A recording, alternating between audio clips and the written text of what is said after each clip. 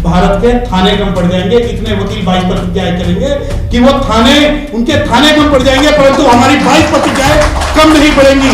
और 22 प्रतिज्ञाएं आप शुरू में तो बोल देते हो कि ब्रह्मा विष्णु महेश को नहीं मानूंगा, ये आपत्तिजनक है। 33 करोड़ देवी देवता, 27 भगवान और 9 अवतारों को नहीं मानूंगा। कि हर गली से राजेंद्र पाल गौतम निकलेगा, हर गली से।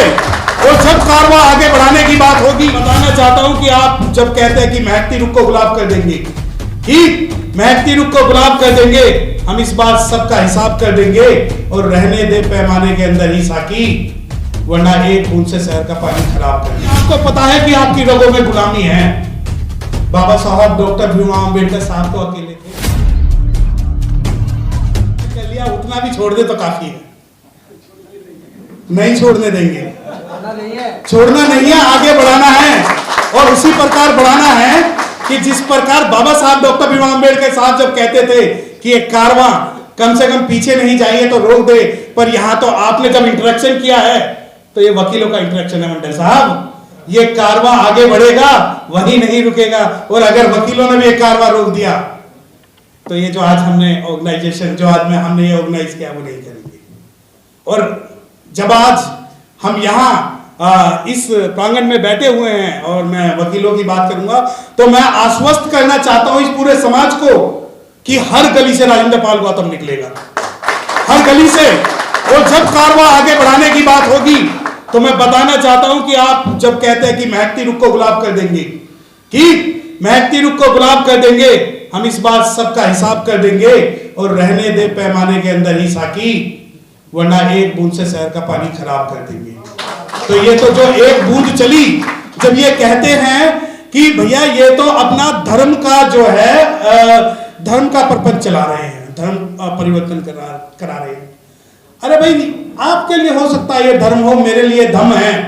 या तो आप ये डिक्लेयर कर दीजिए कि भगवान बुद्ध विष्णु के 9वें अवतार नहीं है, और अगर आप ये मानते हैं कि भगवान बुद्ध विष्णु के 9वें अवतार हैं, तो आपको ये डिक्लेयर करना पड़ेगा कि ये धर्म परिवर्तन कैसे है। परंतु आप नहीं कर पाओगे, क्योंकि आज मैं इस मंच के माध्यम से कह रहा हूं कि मैं 33 करोड़ देवी देवता, 27 भगवान और 9 अवतारों को नहीं मानूंगा।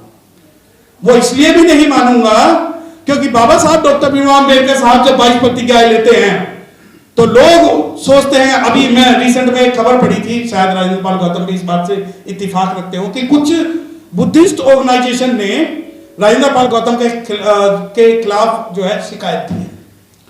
अब वो ये बात तो नहीं लिखते कि वो बुद्धिस्ट जो ऑर्गेनाइजेशन है वो आरएसएस वाली हैं, बामसेफ वाली हैं, बाबा साहब वाली हैं। तो मैं उनको एक बात बता देना चाहता हूं, मेरी बात से बहुत से लोग हो सकता है असहमत हो, परंतु भगवान बुद्ध का रास्ता जो मैंने देखा, वो बाबा साहब डॉक्टर भीमराव अंबेडकर साहब की उंगली पकड़कर देखा। तो इसलिए ना तो मैं हीनयानी हूं, ना मैं महायानी हूं, मैं भीमयानी हूं।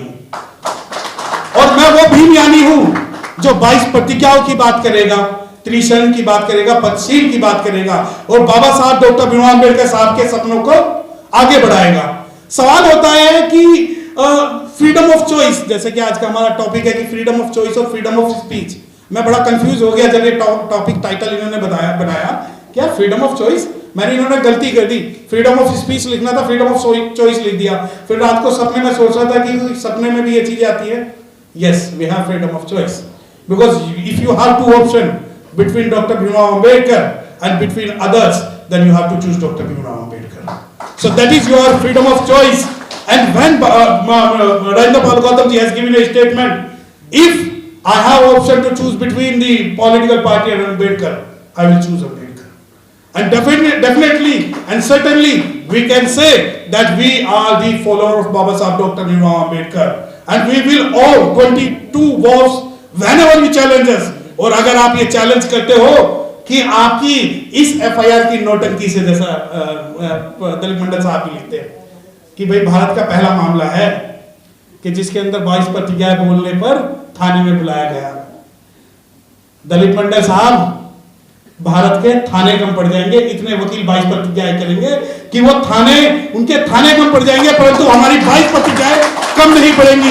और 22 प्रतिज्ञाएं आप शुरू में तो बोल देते हो कि ब्रह्मा विष्णु महेश को नहीं मानूंगा, ये आपत्तिजनक है।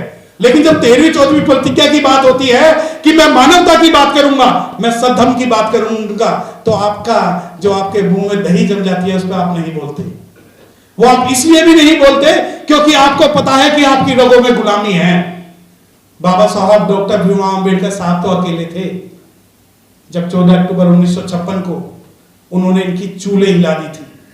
आज तो फिर भी हम करोड़ों हैं और इनकी चूल्हे नहीं, हम रिश्ते नाबूद इन्हें कर देंगे अगर हमें ये छेड़ते हैं। और मंत्री पद, मैं मंत्री जी से डायरेक्ट इनडायरेक्टली एक बात कहना चाहता हूं, आप थोड़ा और आगे बढ़िए, आप थोड़ा और आगे बढ़िए, फिर देखते हैं कि जो ये हवा है कि किस ओर चलती है। क्योंकि अगर हम आज यहां पर आए हैं तो इस वजह से आए हैं कि एक दुष्यंत का एक शेर है कि दुष्यंत का एक शेर है कि हो गई है पीर पर्वत सी पिघलनी चाहिए, कि हो गई है पीर पर्वत सी पिघलनी चाहिए, और आज फिर इस हिमालय से गंगा निकलनी चाहिए। और आज ये दीवार पर्दों की तरह हिलने लगी, शर्त लेकिन ये थी कि बुनियाद हिलनी चाहिए। और सिर्फ हंगामा खड़ा करना मेरा मकसद नहीं, सिर्फ हंगामा खड़ा करना मेरा मकसद नहीं, सारी कोशिश ये है कि सूरत बदलनी चाहिए। और हो कहीं भी आग तो ये आग लगनी चाहिए, हो कहीं भी आग तो ये आग लगनी चाहिए। और जो ये आग इस बार 14 अक्टूबर को लगी है 2022 में,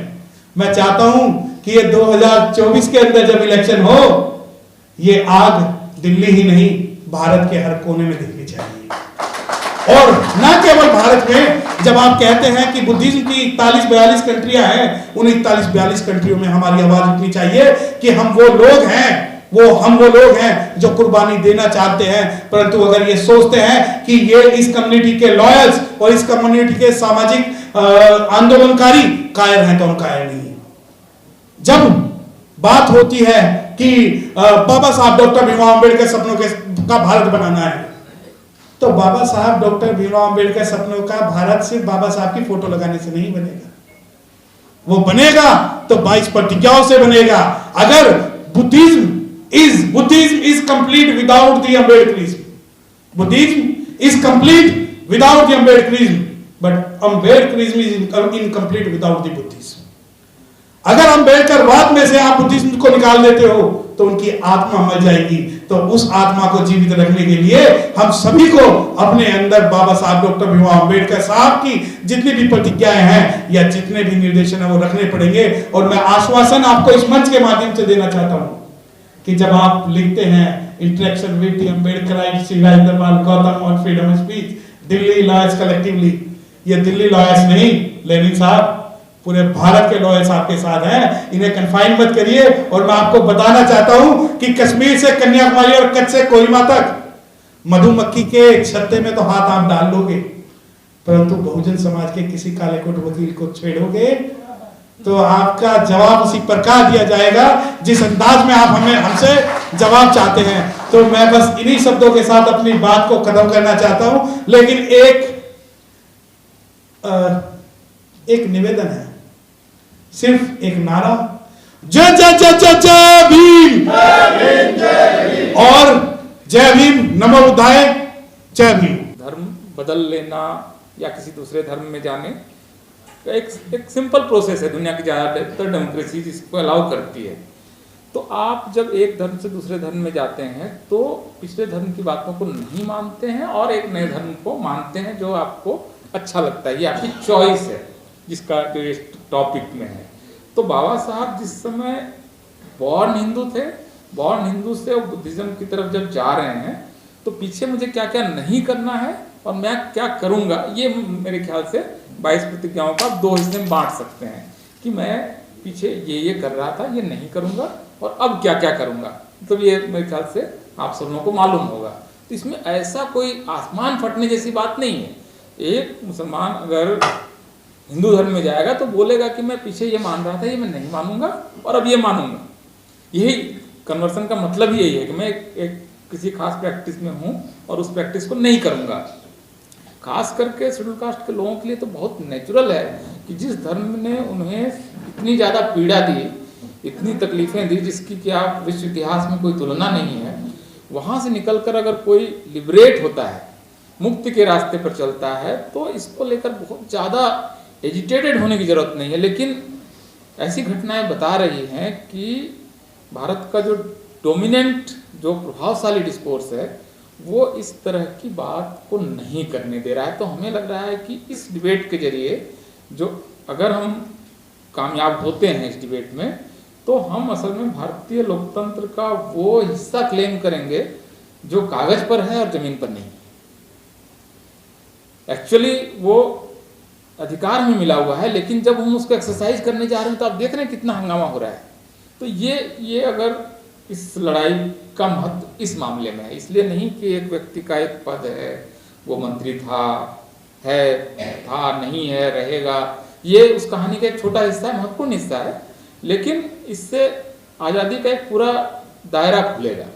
तो मैं इसको बहुत गंभीरता से इस मामले को हम सब लोग, आप सब लोगों की भी नज़र है क्या हो रहा है, क्योंकि ये अपने आप में कितनी चिंता की बात है कि एक व्यक्ति जिस पर अभी तक एफआईआर दर्ज नहीं हुई है, वो पॉलिटिकल सिचुएशन में दबाव वगैरह क्या रहा होगा किसी को नहीं मालूम, अंदर की अंतर कथाएं हम सब लोगों को नहीं पता होती हैं, जानने की जरूरत भी नहीं है, लेकिन अल्टीमेट रिजल्ट ये है कि उनको मंत्री नहीं रहने की स्थिति आई। तो आप सिर्फ 22 प्रतिज्ञाएं जो भारत सरकार छापते, भंते जी ने बहुत सही बताया, वॉल्यूम 17 22 प्रतिज्ञाएं उसमें हैं, इंग्लिश में भारत सरकार ने छापी है, सोशल जस्टिस मिनिस्ट्री ने छापी है, महाराष्ट्र गवर्नमेंट ने छापी है। हिंदी में वॉल्यूम 40 में पूरी की पूरी 22 प्रतिज्ञाएं लिखी हुई हैं जो भारत सरकार के सोशल जस्टिस मिनिस्ट्री ने छापी है। उसको केंद्रीय मंत्री थावरचंद गहलोत जो थे उन्होंने उसकी भूमिका लिखी है, उसको भारत सरकार रिलीज करती है, लाखों की संख्या में छापती है और बेचती है। उन 22 प्रतिज्ञाओं को बोलना राजनीति की दुनिया में या व्यवहारिक दुनिया में एक अपराध की तरह देखा गया, ये अपने आप में चिंता का विषय है। और मुझे लगता है कि इसको लेकर खास करके जो यहाँ का प्रभावशाली धर्म और उससे जुड़ा हुआ जो पॉलिटिकल स्ट्रक्चर है वो इसको अभी अलाउ नहीं कर रहा है। तो हम लोग अगर इस लड़ाई में थोड़ा सा भी आगे बढ़ते हैं तो ये लाखों लोगों की ज़िंदगी पर एक्चुअली इम्पैक्ट करेगा। और ख़ास करके अगर आप देखें कि उस घटना के बाद पूरे देश में इस समय 22 प्रतिज्ञाओं को पढ़ने की बाढ़ आ गई, मतलब उसको कविताएं बन रही हैं, उस पर लोग उसको गा रहे हैं, मतलब 10-10 हज़ार की भीड़ में वो 22 प्रतिज्ञाएं बोली जा रही हैं। ये मतलब कम से कम 25 साल से तो मैं भी ऑब्जर्वेशंस कर रहा हूँ कि देश दुनिया में क्या हो रहा है, ये पहली बार हुआ है। बहुत मुझे लगता है कि 1956 के बाद, बाबा साहब कन्वर्सन के बाद, और ये एक दूसरा मौका है जब फिर से 22 प्रतिज्ञाओं को लेकर, नवयान बुद्धिज़्म को लेकर या बुद्धिज़्म को लेकर एक नए ढंग का एक खुद को बताना कि मतलब, क्योंकि आप बुद्धिज़्म में जाते हैं तो कोई न रिजर्वेशन वगैरह पे कोई इम्पैक्ट तो हो नहीं रहा है, फिर भी लोग उसको नहीं बता रहे थे, अब वो बताना शुरू हो रहा है। तो मुझे लगता है कि इम्पॉर्टेंट है। और मुझे नहीं मालूम कि राजनीति में अगला कदम कौन क्या लेगा, उसमें हम सलाह देने के लिए भी सक्षम नहीं, क्योंकि राजनेता इस मामले में बहुत सबसे सही अपने लिए सोच पाते हैं। लेकिन हमारी पूरी तरह से मंगल कामनाएं रहेंगी। अभी तक में राजेंद्र पाल गौतम जी ने जितना कर दिया वही अपने आप में इतना भारी है, इतना बड़ा इतिहास है